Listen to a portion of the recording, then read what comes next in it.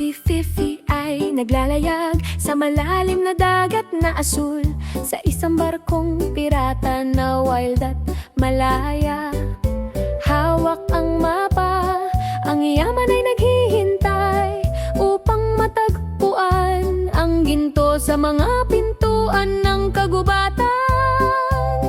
Isang pakikipagsapalaran sa isla ang tinatawag ang kanyang pangalan. Ay sumakay sa barko, nagsimula ang paglalayag.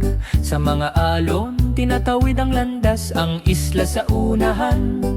Puno ng sorpresa, mga pakikipagsapalaran ng pirata nasa harap ng kanyang mata. Tumalon siya sa dalampasigan, kasama ang kanyang mga kasama. Si Fifi ang pirata sa isang maliwanag na isla, handa na para sa yaman, isang kumikinang na tanawin. Kasama ang kanyang mga kasama at isang mapa upang magturo. Siya'y nasa isang paglalakbay kung saan itatago ang ginto, puno ng kaligayahan ang puso ni Fifi.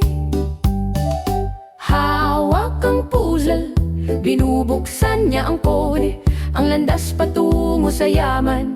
Ang puso niya'y sumasabog sa mga talon at lunti ang kagubatan. Si Fifi ang nangunguna, kasama ang pirata na koponan. Malapit na ang yaman, naroroon na sila.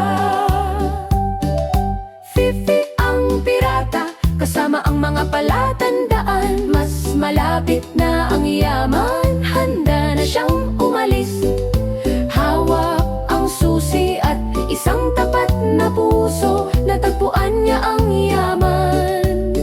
Ginto at hiyastin, ang espiritu ni Fifi ay kumikislap.